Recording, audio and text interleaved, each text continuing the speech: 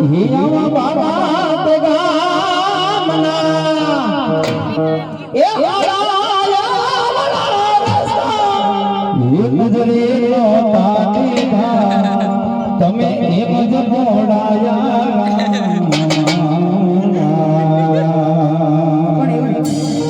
જોકે મારો ભત્રીજો થાય છે એના માટે મને હાલરડું આવડતું નથી પણ એના માટે એકડી ગાવી છે ત્યારે